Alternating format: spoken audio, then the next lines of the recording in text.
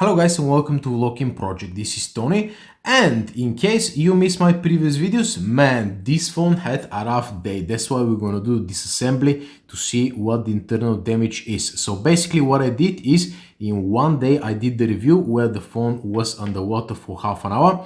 After that I did the extreme scratch and bend tests. After that I ran over it with my 6-door limo. That's where the screen inside cracked, not the outside. And after that I went to a multi-story car park and I dropped it from the rooftop, and you can see these are the battle scars over here.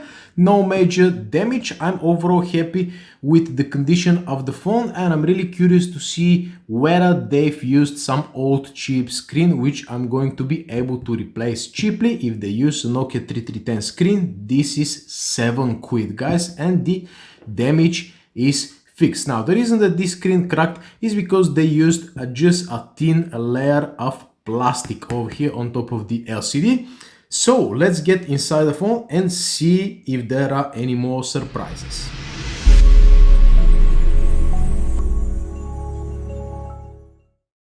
So let's start by removing the SIM tray first guys, and this is no easy task with this particular phone. Check this out. It's not enough just to poke this little thing over here, but you really have to have some real claws in order to pull it out, because it is impossible in my particular case. That's why I got my tweezers over here, and even with the tweezers, as you can see, I am struggling, but finally I managed to pull it out guys. Now we've got a bunch of screws over here, and I'm going to use my trusty Xiaomi Wiha toolkit. I'm gonna leave a link in the description down below. If you're serious about doing phone repairs, this is what you need guys. I'm gonna be using the T5 and the T6 over here. On the sides I can imagine I can use both pretty much. So yeah, that's the T5 over here on the sides guys. Let's undo these little bolts over here. Just gonna leave them on the side like that. And the side is done guys. Let me see if I can pry it off easily, or it's gonna take some force. Okay, so you just kind of work your way through, and there we go. Pretty much it's a snap-on part which I'm going to leave over here, which pretty much means that it is replaceable guys. This is the SIM tray door over here. Very interesting design so far, to be honest with you. I don't see any faults in that. Let's move on to the other side as well. Not a good idea to use your fingernails, but yeah, that's what I have at the moment. Actually, no, that's not true guys. I've got one of those tools over here made from a old credit card. They're pretty handy.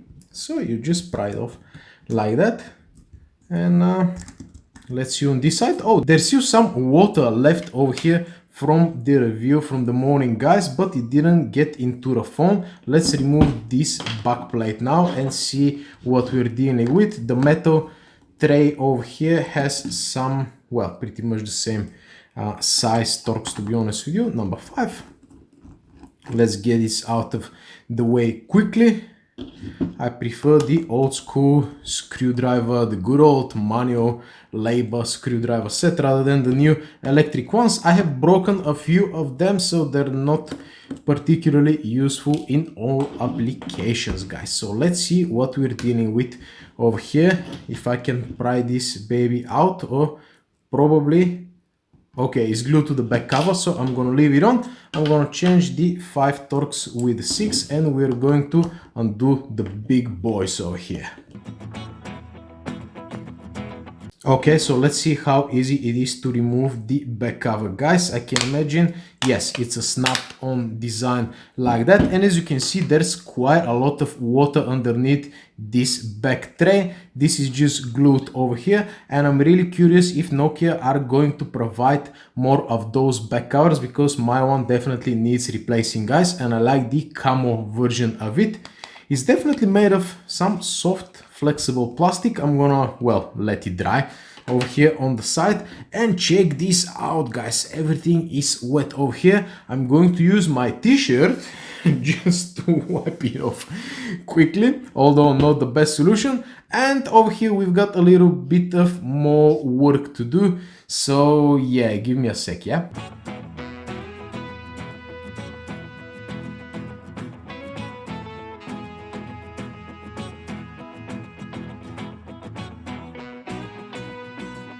Okay, so these are over a dozen of screws over here, guys, and let's see what is going to happen when I remove this thing over here. Apparently the two flaps are held to this part over here, so I'm just going to unsnap it like that. And over here, this is our speaker. As you can see, these are some parts over here. I'm gonna leave this one aside, and we've got this protection, well, gasket, I would say, which enables the phone to be waterproof. I'm gonna leave this one to the side as well. The battery looks a little bit swollen. I don't know if that's from the impact or what really happened, or from the bending, but I'm just going to undo the battery like that.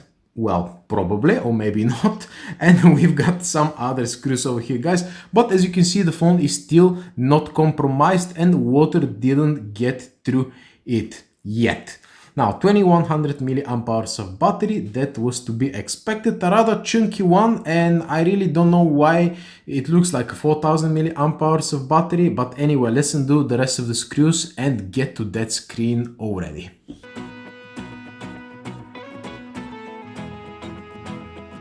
Alright, so the main frame is ready to go, guys. Let's see what are we dealing with over here. There's a small cable which I'm going to undo over here. That's probably for the battery, and pretty much that is it, guys. This is the main frame of the phone. Kind of durable, I would say, and the battery, maybe probably I bend it, but it's a little bit swollen, guys. I'm really not sure how am I supposed to get this battery out.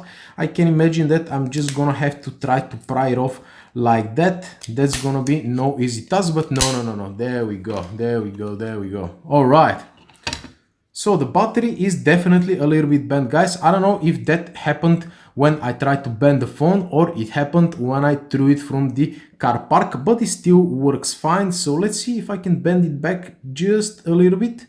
Okay, that's extremely dangerous, by the way, so I don't advise anybody bending a battery, but well, it's already bent, so no harm bending it back, I can imagine. Okay, I bend it like just a little bit. Okay, let me try to bend it a little bit more, guys. I guess that's let's say it's good enough. I'm just gonna leave the battery and this main frame over here on the side.